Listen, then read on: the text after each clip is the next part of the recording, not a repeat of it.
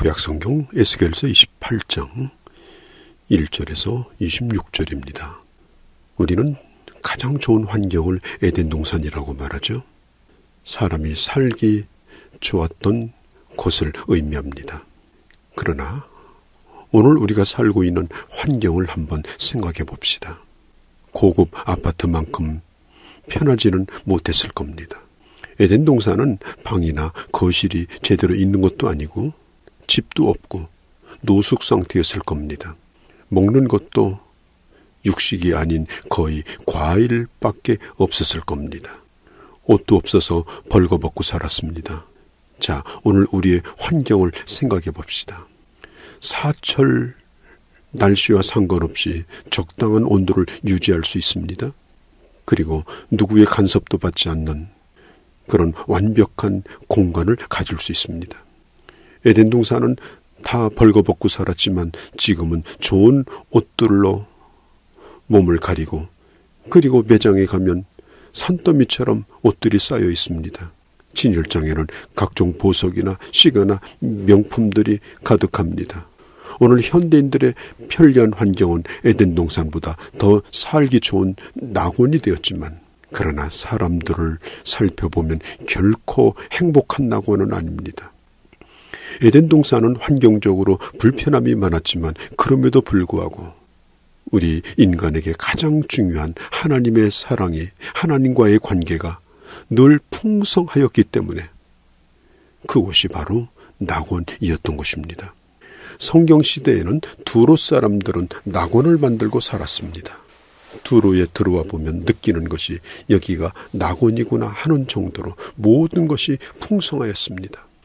우리나라도 옛날에 강남 어느 지역도 천당 다음이라는 말을 들을 정도로 모든 것이 잘 갖춰져 있는 그런 곳으로 불려졌죠. 두로의 가정 집안에도 모든 좋은 것이 다 들어있었습니다.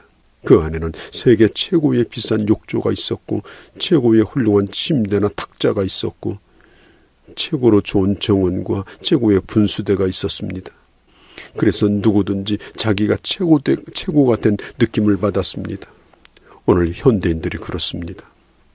예전에는 새방도로 살면서 눈치 보면서 화장실 다녔고, 눈치 보면서 수도꼭지 털었던 때도 있었습니다. 그런데 지금은 모든 것이 편리합니다. 부족함이 없습니다. 그러다 보니 자기가 점점점 커지고, 그리고 자기가 하나님이 되어갑니다. 다 제 잘난 못에 삽니다. 사람들의 마음은 한결같이 교만해져 있습니다. 오늘 28장 2절에 보면 이렇게 말하죠. 내 마음이 교만하여 말하기를 나는 신이라. 내가 하나님의 자리 곧 바다 가운데 앉아 있다 하도다.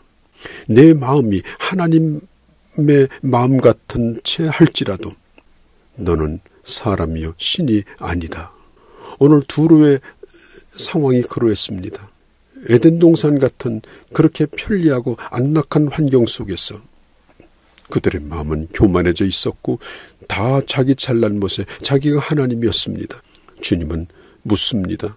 네가 하나님의 마음 같은 채 할지라도 네가 하나님이 될 수 있느냐? 너는 사람이다라고 말합니다. 당시 예루살렘은 바빌론의 침공을 받아서 가장 힘들고 어려울 때였는데도 두로는 세계에서 가장 잘 사는 나라였습니다. 두로가 그렇게 잘 살 수 있었던 것은 두로 왕의 지혜가 뛰어났기 때문입니다. 그런 나라를 잘 다스리는 최고 경영자였습니다. 그 당시 다른 나라들은 땅만 쳐다보며 비가 오기만을 기다리는 그런 농사만 짓던 그런 나라였지만은, 그래서 농산물에 세금을 매겨서 겨우 나라를 유지하고 있었지만 두로 왕은 그렇지 않았습니다. 시선을 바다로 돌렸고, 그리고 바다 건너 각국에 있는 특산물, 보물들을 전부 다 꿰뚫고 있었습니다. 그리고 그것을 가져다가 무역을 해서 엄청난 돈을 모은 것입니다. 5절에 보면 내 큰 지혜와 내 무역으로 재물을 더하고 그 재물로 말미암아 내 마음이 교만하였도다. 두로 왕은 스스로 이렇게 말합니다. 나는 다니엘의 지혜보다 더 뛰어나다. 세상에 다니면서 돈을 벌고 세상의 성공과 세상의 부유를 얻고 그는 말합니다. 나는 다니엘보다 뛰어나다. 그는 하나님의 도움 없이도 이 성공을 유지할 수 있다고 생각했습니다. 교만하여 잘난 체 했습니다. 그리고 모든 사람은 다 지혜롭지 못하고 미련하다고 했습니다. 사람들에게 있어서 가장 중요한 것은 중심에 하나님을 모시고 사는 겁니다. 주님이 주신 은혜를, 하나님이 주신 지혜를 가지고 사는 것입니다. 이것이 없이 사는 삶이라고 하는 것은 어떤 것을 쌓아두고 모아놓았다 할지라도 결국은 바람에 나는 겨와 같습니다. 헛된 삶이 되고 맙니다. 하나님은 두로의 성공은 아무런 가치가 없다라고 판단하십니다. 7절에 보면 여러 나라의 강포한 자들을 거느리고 와서 너를 치리니 그들이 칼을 빼어 내 지혜의 아름다운 것을 치며 내 영화를 더럽힌다고 했습니다. 그리고 너를 구덩이에 빠뜨려 바다 가운데서 죽임당한 자의 죽음과 같이 하게 할 것이라고 했습니다. 두로 왕은 자기를 신이라고 불렀죠. 우리 주님 말씀합니다. 내가 너를 구덩이에 집어넣을 것이다. 내가 너를 저 바다 깊은 곳에 집어넣을 것이다. 그것은 겉으로 화려해 보였지만 내 속은 썩어 있었기 때문에, 부패했기 때문에 너를 더 이상 둘 수 없어서 이 세상을 오염시키는 존재이기 때문에 너를 묻어버리겠다는 겁니다. 다시 나오게 하지 못하겠다는 것입니다. 그러면서 9절에 주님이 다시 한번 말씀합니다. 네가 너를 죽이는 자 앞에서 내가 하나님이라고 말하겠느냐. 저 바벨론의 강대국 바벨론의 강력한 왕 느부갓네살이 와서 너를 칠 때 그 왕 앞에서 내가 하나님이라고, 내가 신이라고 말하겠느냐? 너를 치는 자들 앞에서 너는 사람일 뿐이요 신이 아니라 네가 이방인의 손에 죽기를 할례받지 않은 자의 죽음같이 하리니. 여기서 할례받지 않은 자라는 말은 짐승과 같은 존재라는 뜻입니다. 두로 왕은 자기 자신을 신이라고 불렀습니다. 그 이유는 남들이 못 해내는 일을 해냈기 때문입니다. 그러나 하나님은 하늘에서 비웃으십니다. 왜냐하면 주님이 손가락으로 누르기만 해도 죽을 수밖에 없는 그런 존재이기 때문에 그렇습니다. 사람들은 참 이상하죠. 다른 사람보다 조금만 잘나면 못못의 신, 무슨 신 이렇게 말합니다. 인간이 신이 되려고 인간은 끊임없이 교만의 싹이 그 마음에서 일어납니다. 그래서 하지 말아야 될 말을 합니다. 오늘 성경은 말합니다. 너를 죽이는 자 앞에서도 죽음 앞에서도 네가 신이라고 말하겠느냐? 네가 신이라면 죽지 말아야지. 네가 신이라면 병들지 말아야지.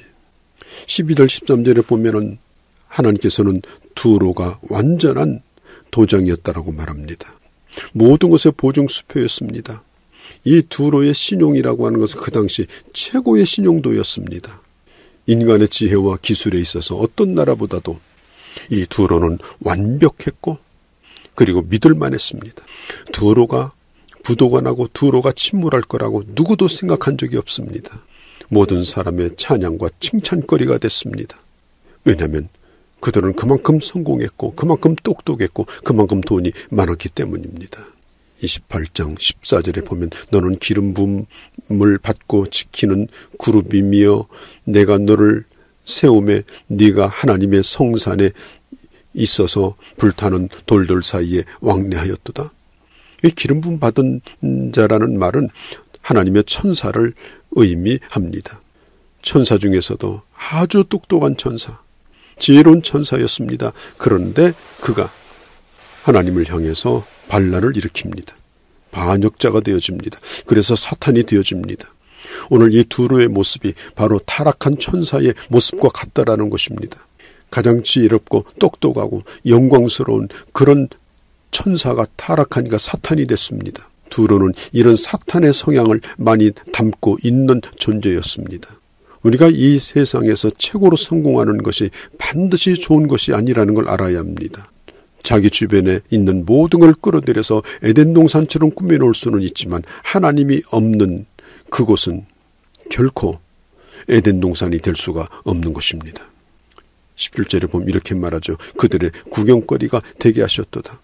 모든 것이 완전하다라고 말했지만은 그러나 결국은 사람들의 구경거리가 되게 만들었습니다. 두로의 성공과 실패는 하나님의 백성들에게 큰 경고의 말씀이 됩니다. 하나님의 사람들이 자랑할 것은 세상의 성공이 아니라 하나님이 주시는 영적인 부흥입니다. 영적인 아름다움입니다.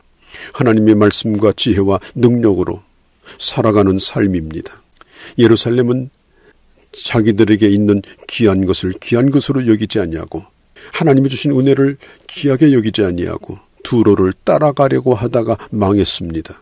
주님은 두로를 망하게 하신 다음에 24절에 예루살렘을 저 가시던 불 속에서 찌르는 그 고통 속에서 다시 건져내어 회복시켜 주겠다라고 말씀합니다. 하나님이 사랑하는 사람은 믿음으로 살지 못하면 세상으로 나가면 반드시 막으십니다. 가시로 찌르십니다.